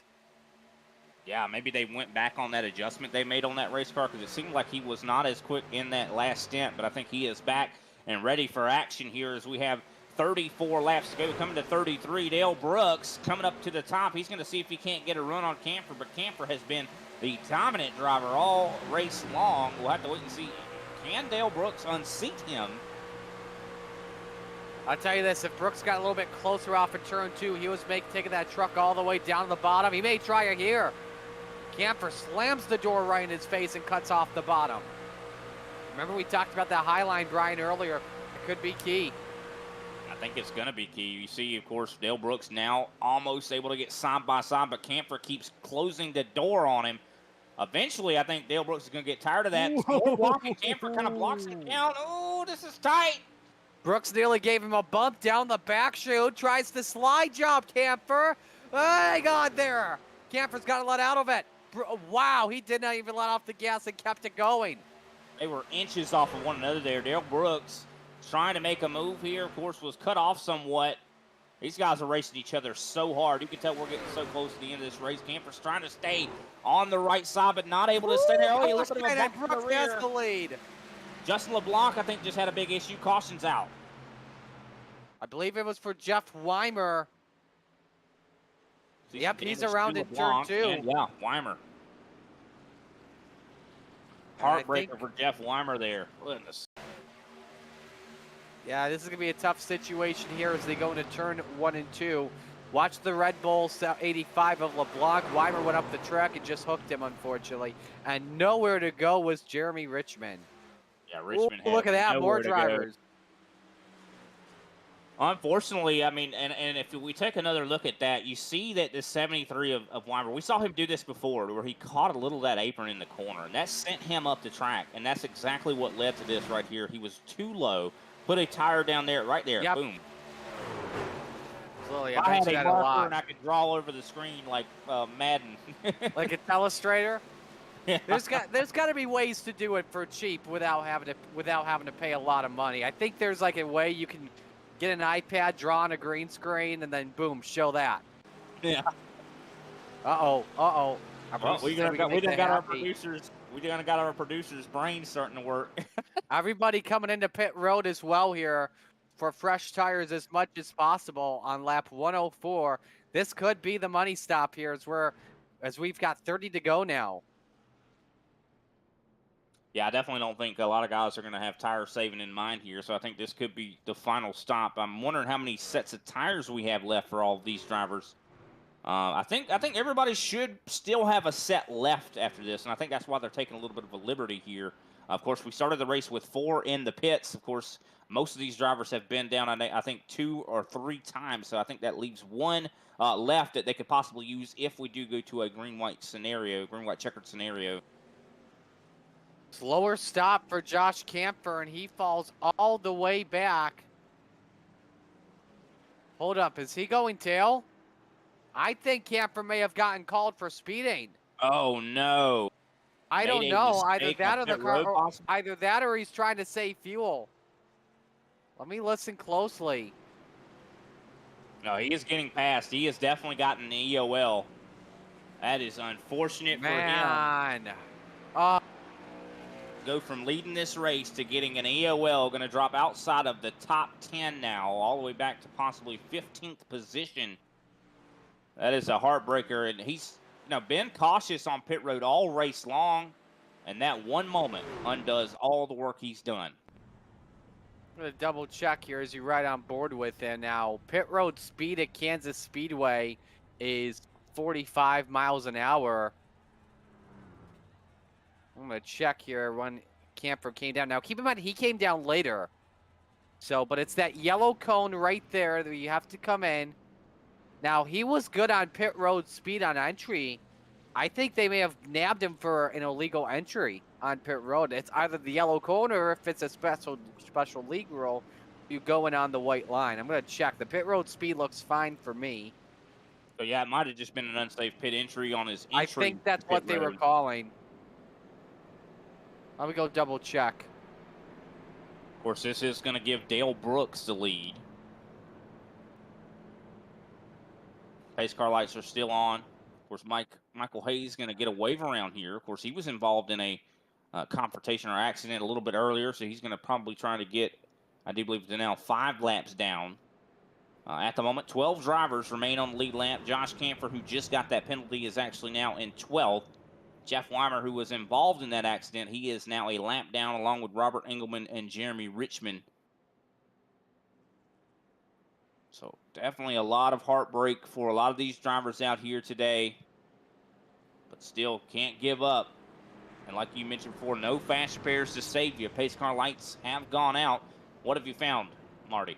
I actually couldn't move on in there, as I don't believe we have a race control channel in the Discord. But if I were to guess, I would assume an illegal pit road entry. And I'll tell you who this has brought back into the race, Stephen Hayes. He's shown a Great lot point. of pace, and I think he might have something for Dale Brooks. We'll have to wait and see how this kind of works out. Of course, Ricky Hudgens is still in the battle. Stephen Knight, he has been running decent. I mean, not the best run we've seen from that driver, I don't think, but he still, I think, might have the pace to do this. This is going to be quite hectic. Also, Michael Lester. He's been able to kind of, get through a lot of these accidents. He's up in 7th right now. Darren Snyder, the same. We haven't seen a whole lot of, speed from that driver, but surviving in this race, I think, is going to be key towards the end of this thing. It really is, and when we come to a race like this, cautions can normally breed caution, so you never know what's going to take place. Now, we could see some other drivers go home. That's for sure. Pace car has taken that left turn down pit road as we prepare to enter the Geico restart zone. And there it is, green flag back out. Dale Brooks definitely catching everybody sleeping there with that restart. EJ Luna, though, he has the advantage up on the top. Can Stephen Hayes maybe take advantage of the bottom, shorter way around the track as they get up to speed? You see Ricky Hudgens kind of giving a little bit almost a push to that 13 machine. He's almost bump drafting the 13 into turn 3. A little bit of a wiggle there for EJ Luna on the cold tire. Close quarters racing here at its finest. I think drivers going to be closer than normal as we are in the witching hour of this race. How about Hudgens? He's just made the pass for 3rd on EJ Luna. Knight up to 4th. How about Steve Gerber? He's been very quiet in this race. He's running 6th. What a run he's having. He's been very consistent. This has been, I think, his best season we've seen so far from that 8 machine. I mean, he definitely has been of a mind to try to survive a lot of these accidents and things like that. And put himself in position, and he's definitely in the position right now, as he, like you said, is in sixth and could possibly even get up to the top 5, possibly podium. He does have side-by-side right in front of him. Stephen Knight and EJ Luna dueling it out. Like, where do you go if you're in Steve Gerber's shoes right now? Go for 2 for 1. Yeah, go for 2 for 1. If Gerber can finish in the top 5, it would be his first since April 2nd when the series went to Texas Motor Speedway. Best finish of the season, though, was second at game at Daytona. But I believe, actually, nope, check that was in the Clash or the Duels. His best finish is 5th at both Texas and Phoenix. Dale Brooks still in the lead, but he has a whole host of hungry drivers, 2 to be exact, right behind him. Stephen Hayes and Ricky Hudgens. Of course, Ricky Hudgens and Dale Brooks on the same team. So I would not be surprised to see them working together here if Hayes tries to mount offense. Brooks decides to go a higher lane to get the bank in on corner exit. However, though, a nice drive from the 13 off at turn 4. Door-to-door for the race lead. 111 laps complete, 23 to go. And the battle is still on. Dale Brooks using that top side to really defend any sort of offense from Stephen Hayes. And as I mentioned, he does have a teammate in Ricky Hudgens right there that's going to try to help him out as well. So I would feel like I'm almost outnumbered if I was in the 13 shoes. Still battling side by side for 4th. I mean, Stephen Knight and EJ Luna have been battling side by side for, I'd say, a couple laps now. Yeah, they are not giving up on each other there, but I think with the banking, Knight could clear Luna into turn 1, which he does. Luna may even lose the 5th spot to Gerber, but Steve is up the track, though. Slide job. Wow, that was close. I don't think EJ Luna is going to be too happy about that. That was really close. Eric Bergdorf has crashed. No caution on the racetrack as we stay under the green flag. I would assume that he just crashed underneath the racetrack, and he did. Just looking at a brief replay, he made some pretty good contact with the 69 of Engelman, but kept the truck straight. We stay green.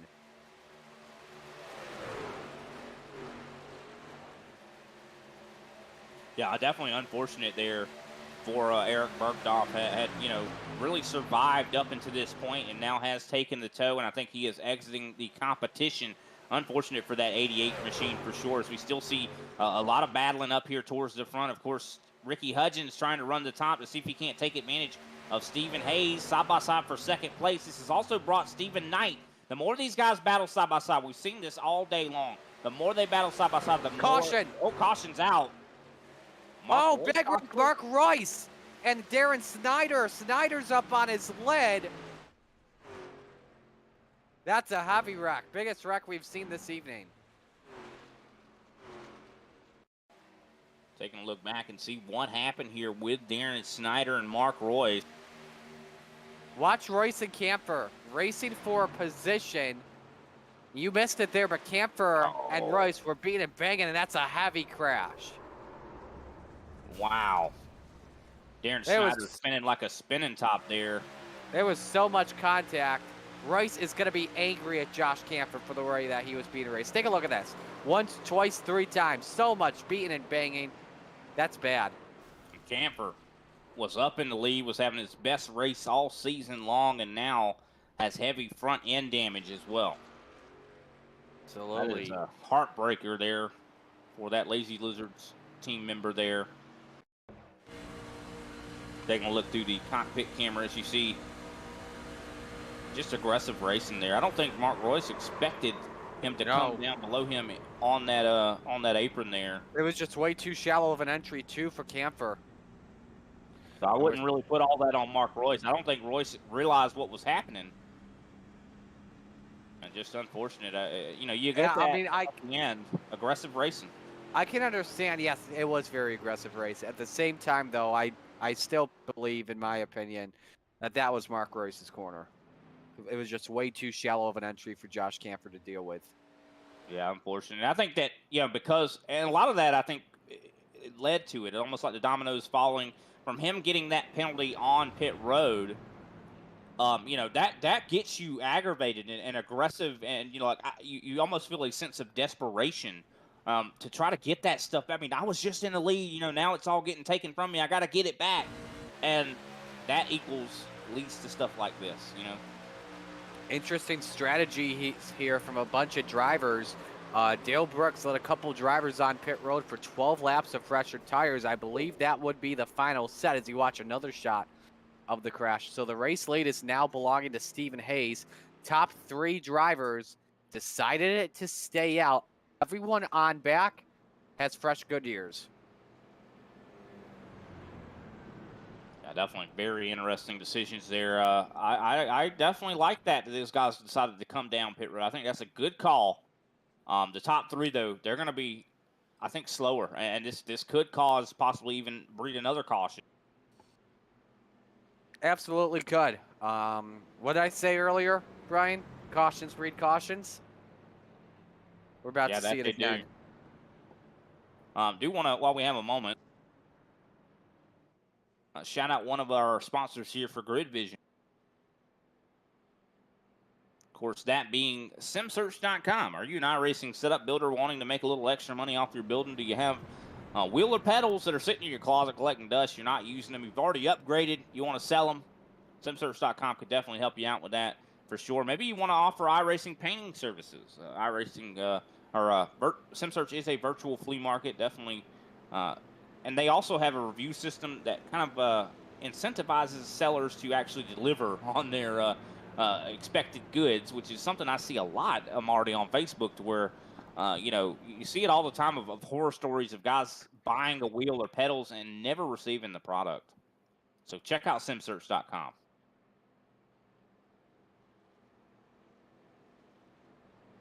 But here we go. Back to the racing action.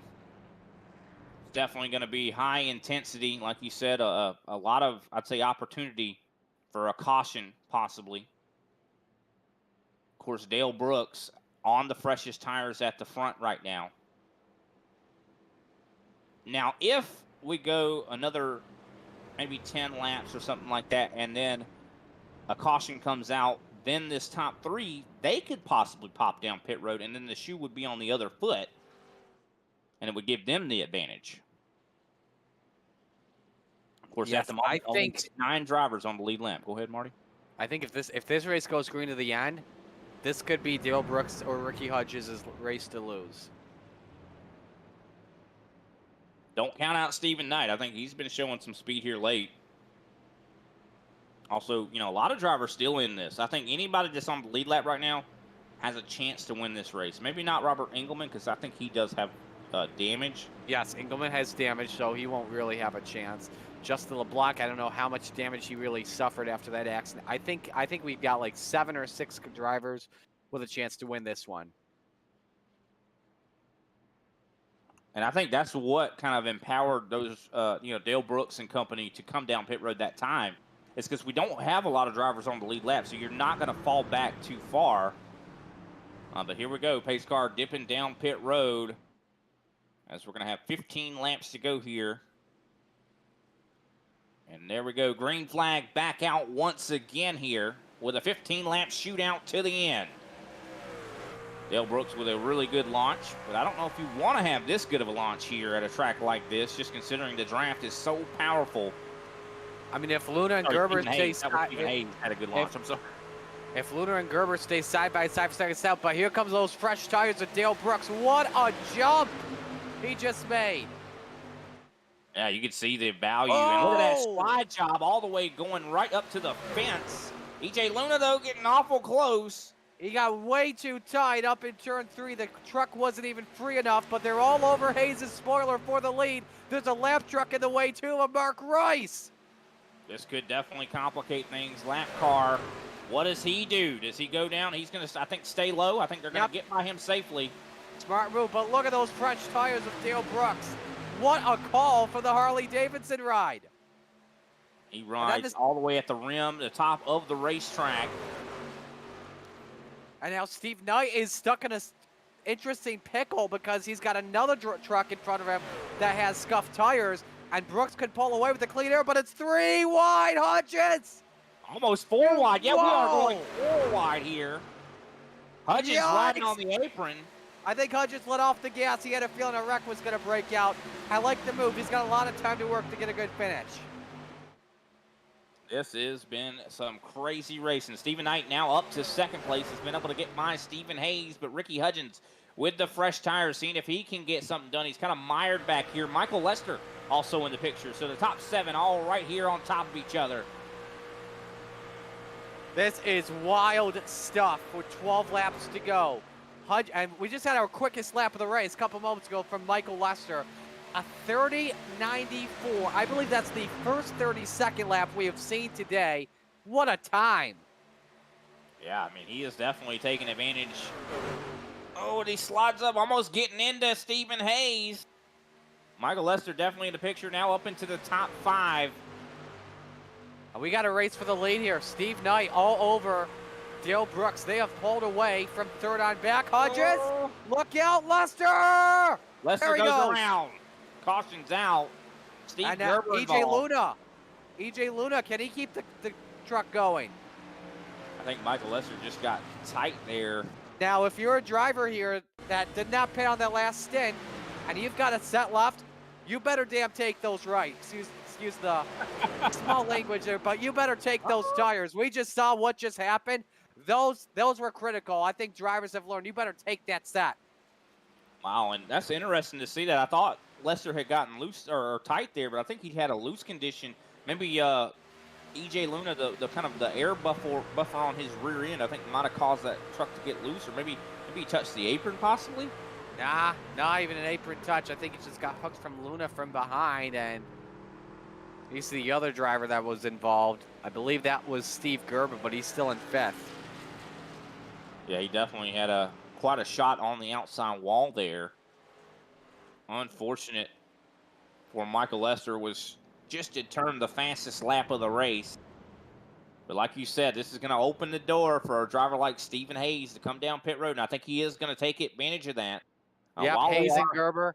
Now, if I'm Gerber, I don't think he's got a lot of damage. If it's damage, it's just very small, the optional side of things. And with Hayes, Gerber, and Luna, if they don't get Luna for a penalty here in this situation, he'll still be near the front of the field. So I think these 3 could be in a small catbird seat. But it is anyone's race, and we'll probably have about 7 or 6 to go when we go back to green.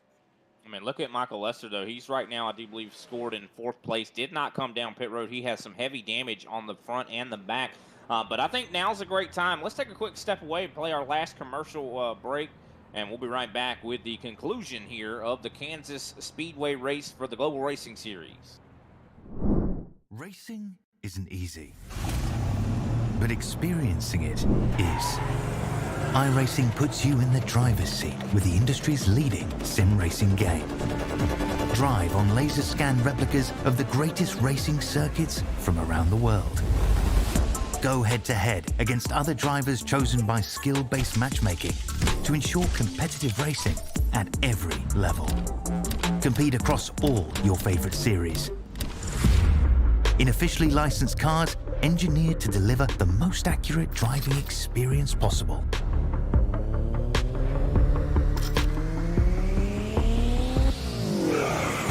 Join a race or host your own with players from across the globe. Race against the computer or in a league with friends.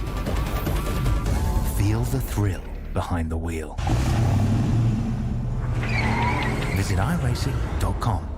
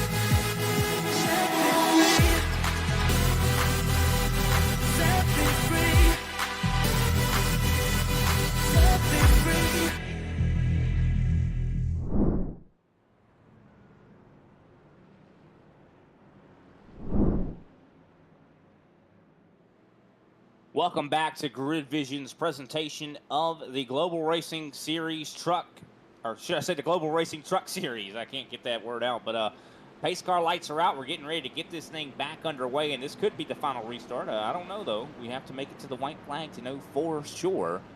Dale Brooks is in the lead. Of course, we did see a little bit of an interesting call from Stephen Hayes to dip down pit road. Now, we do have a damaged truck that is in the top 4 right now of Michael Lester. You see a lot of front-end damage on that machine. Now, that could hold up Stephen Hayes on the fresh tires. Absolutely could. So we've got 5 drivers that are on scuffs. 6 through 9 are on stickers. This is about to be fun with 6 laps to go. It's definitely going to be fun. Pace car has gone down pit road. We enter the Geico restart zone. The green flag is flying once again. 3 wide already as Ricky Hudgens drops down to the apron. Man, Knight was caught sleeping there badly. That's 2 through 4. That's 3 wide. Hayes is stuck in a sucker hole. Yeah, Stephen Hayes on the fresh tires, not able to utilize them at the moment as Dale Brooks pulls away to 3/10. Michael Lester, I'm surprised he's able to get. Let's see how slow he's going to be, but it looks like he's still got some pace left in that 6 machine. Yeah, despite the spin, still looking for that 5th place finish. Would be a good run for him. He's 16th in the points coming on in. Best finish on the year for him is a 4th at Atlanta and in the season opener at Daytona. 5 to go though. Stephen Knight looking for his best. Oh, problems for Ricky Hudgens, gets loose. Wow, what a save. What a save. That moves Hayes up a spot to 3rd. And this is when he's going to be able to make those tires work for him. He's got a lot of time to He's got a lot of time to work too. 4 to go. He's passed 1 truck every 2 laps. Here he goes for the attack on Knight. Stephen Hayes trying to see if he can't possibly get the dub here, side by side with Knight, running on the high side. Yeah, middle groove is working, and oh, great move from Dale Brooks too to cut the draft off of Stephen Hayes. He knows Hayes has the faster truck. 30.94 for Hayes last lap, the best lap anyone has had today. 3 to go at the line, Brian. We also see a lot of side-by-side battling a little bit further back. Ricky Hudgens and E.J. Luna, of course, trying to get by Michael Lester. Ricky Hudgens almost gets into the 6. Oh, this is getting weird. I think we could have another caution. This could end up causing a caution here if these guys can't get by the 6. Here we go. Taking from the lead. This could be the source of the caution as well. As this could be. Inside. This is getting wild. If I am Stephen Knight, may want to be cautious. Who knows what's going to happen with the top 2. Hayes clears it with 2 to go. Stephen Hayes up to the lead. With the fresher tires, he ran really a tenth faster than Dale Brooks last time by. E.J. Luna has gotten by Michael Lester along with Ricky Hudgens, so Lester back to 6th. E.J. Luna up to 4th. Ricky Hudgens in now that 4th or 5th place position. Still side by side for the lead, though. Here comes Dale Brooks on the high side. Brooks trying to use those scuffs to his advantage off of turn 4. Can he get the banking? Can he cross it over? White flags in the air with 1 to go. Next flag is going to end it no matter what here, ladies and gentlemen. Still door to door, side by side for the lead. Whoever Knight pushes off at turn 2, I think could win this race with the draft. We'll see what happens. Are they going to touch down the back? Still anybody's race here. If they touch and have a problem, it is going to be Stephen Knight's chance. Ooh, Hayes could clear Brooks off at 4. I think he might have it, but here comes Brooks, going to get a good run. Oh, a little bit of a bump, but Stephen Hayes is going to win this race. On a great strategy and a great pass and great defense. What a win for the 13. Yeah, awesome performance there from the 13 of Stephen Hayes. Dale Brooks comes up and gives him a little bit of a shot as a congratulations. And, of course, this will begin our Martin Sports winning moment as Stephen Hayes is going to celebrate this huge victory for Lone Star Racing. What a fantastic season that they have had. Of course, looking at the points, Stephen Hayes at the moment is 2nd in the points, up 2 spots from last week. Now, with this win, this could put him possibly, I don't know, maybe as the points leader. We'll have to wait and see how this all kind of plays out. there is a sizable gap between Dale Brooks. He has about, I do believe, about 30, maybe a little bit less than 30 points back to Stephen Hayes. So can't wait to see what the points look like after the fact as we see Stephen Hayes burning it down. You got to give credit as well for the top two for keeping it clean in the final laps. That was good, hard racing at the end. Incredible job by everyone. 100%. Of course, that brings us to our Martin Sports winning moment, or the conclusion of. Of course, Martin Sports is a family-owned company in Michigan's Upper Peninsula. They've been open for a decade, providing the best custom apparel for everybody. Your local sports team, business, special events. They can do it all. I mean, and of course, they use a process called sublimation, which actually makes it to where there is no limit on the options when it comes to color. And also, you can wash your shirt or whatever you order, whatever product you get, 1,000 or more times, and it's not going to fade at all. They are also a major brand in sim racing, providing top sim racing teams with apparel, and also they actually have specially crafted gloves. I actually have a set of these gloves, and they are fantastic. I don't race without them. Of course, I raced without them before, but once I got them, I'm telling you, they are just awesome. So if you want to get yourself a pair of gloves, visit martinsports906.com today. And, of course, they also sponsor the Global Racing Truck Series with a pair of gloves to, I do believe, the champion. But with that, we'll actually take a look at the results of today's action.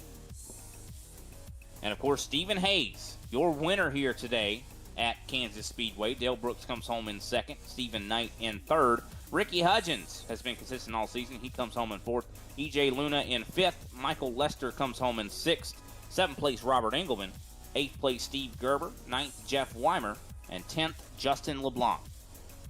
11th belongs to Mark Royce, David Halsey in 12th. 13th, Michael Hayes. 14th, Bobby Manto, Ron Harrington. 15th, Heartbreak of the Night to Josh Camper. 16th spot, led the most laps, and then the caution on pit road.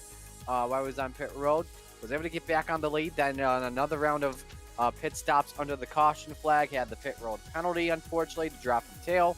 17th, Darren Snyder. 18th, Eric Bergdorf. 19th, Jeremy Richmond. 20th, Nick Schott. Of course, 21st, Joshua Slade. Kenny Heath in 22nd, I do believe. Chad McGinley, 23rd, heartbreaker for him. Daniel Ott in 24th.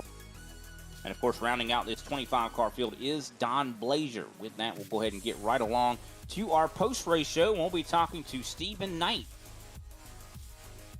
Stephen Knight, we got you up here in the booth, third place. I think that might be your best finish this season. How you feeling, man? Yes, it is. I'm feeling great. Podium finish in this group, absolutely thrilled.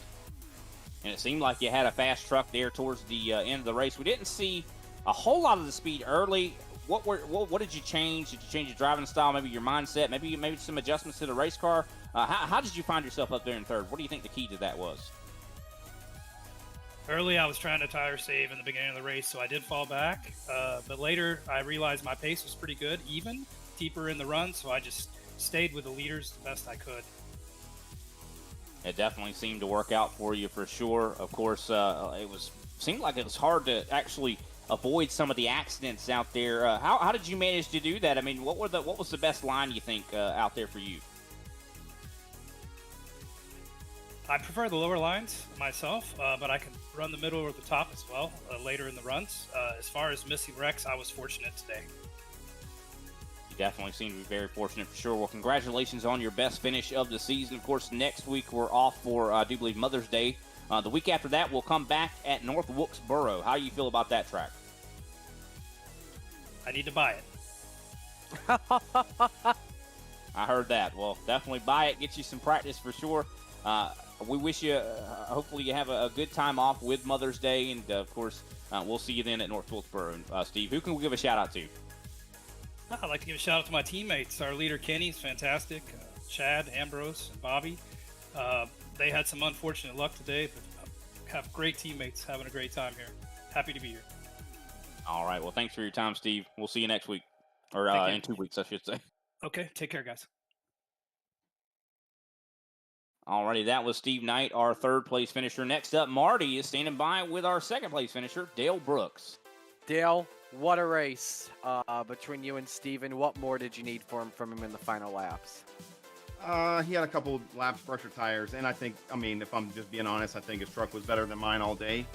So with just a couple laps, fresher tires there. Don't think I really could have held them off and done it cleanly. I could have tried to race them, real aggressive and probably not the right move. Obviously every time I go out, I want to go for the win, but getting second place is better than being wrecked or wrecking me and Steve.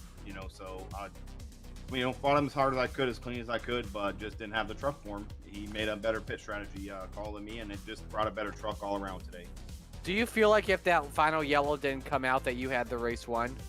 Yeah, probably. I think I was just gonna run in. Night was pretty quick, but I feel like every time I would run the line he was running, his truck would get tight and he couldn't really make up any ground.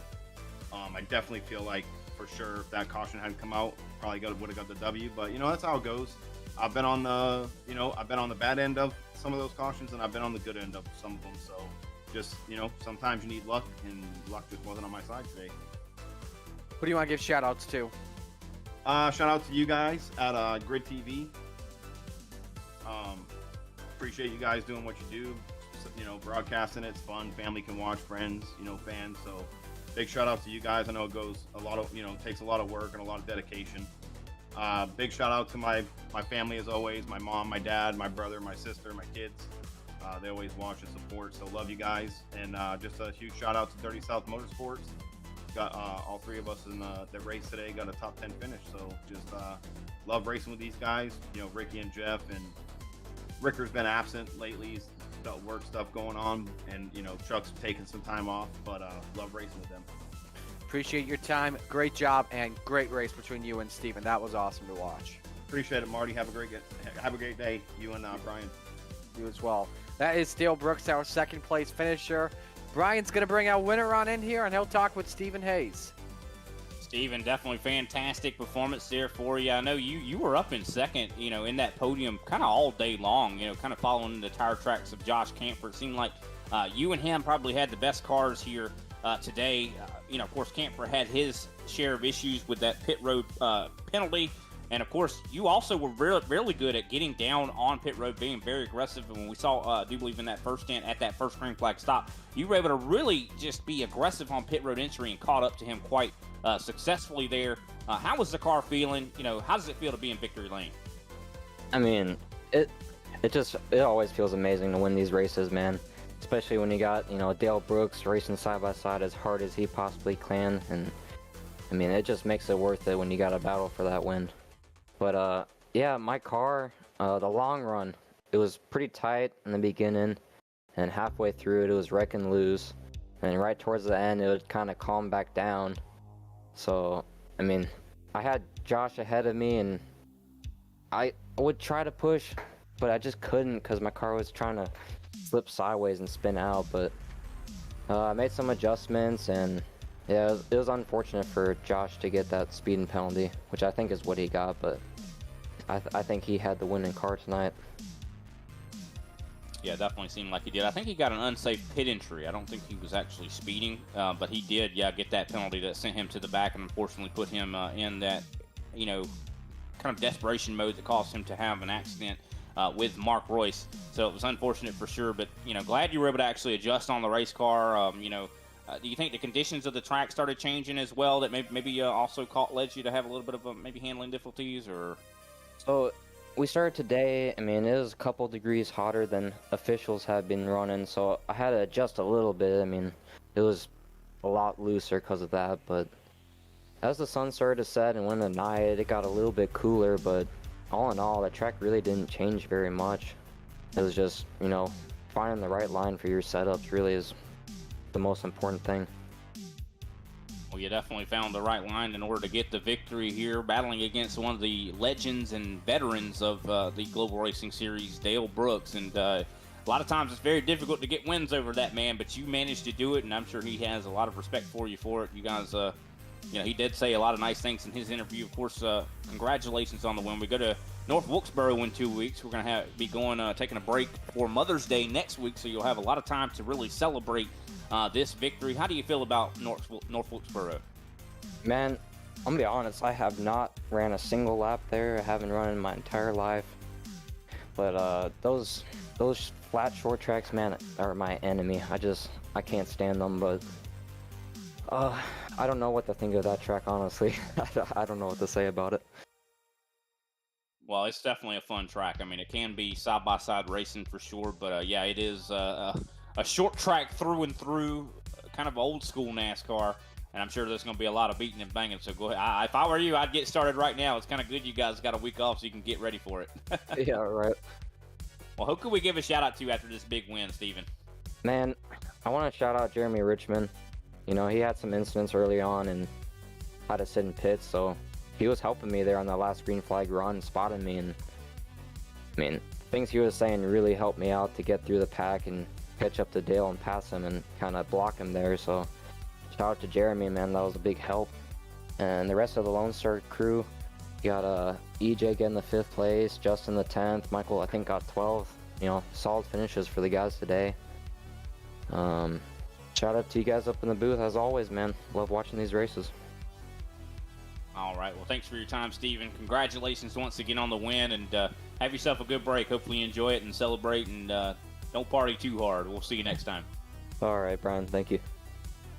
All righty. That was Steven Hayes, our winner here tonight at Kansas Speedway, and what a race it was, Marty. I mean, these guys put on an excellent show, and I'm not surprised. I mean, I'm always hyped for these global racing events, and they always set me up and get me hyped for the real-life race, and sometimes these races are better than the real-life race, to be honest with you. Oh, absolutely. What a race this was. I was definitely not disappointed one bit, whatever we had on the racetrack. This was a lot of fun to call. It definitely was. But with that, I do believe it is time to say goodbye, ladies and gentlemen. We appreciate everybody out there tuning in. Of course, if you're watching still with us, make sure you like and subscribe. And, of course, tune in with us in 2 weeks' time. We'll be back here with some Global Racing Truck Series racing at North Wilkesboro. We're going to be going short track racing at that half-mile racetrack. But as I said, with that, it is time to say goodbye. And, of course, big shout-out to Austin Derbyshire for his awesome job behind the cameras. Big shout-out to you, Marty, as well, for all the excellent commentating that you do. I mean, I feel like I love working with you, man, especially calling these exciting races. High energy, and definitely love it for sure. Also, shout out to Justin Levine and Taylor Burris, who are big partners here at Grid Vision. Of course, my name is Brian Britt. Thanks for listening to the Global Racing Truck Series here, presented by Grid Vision. We'll see you next time.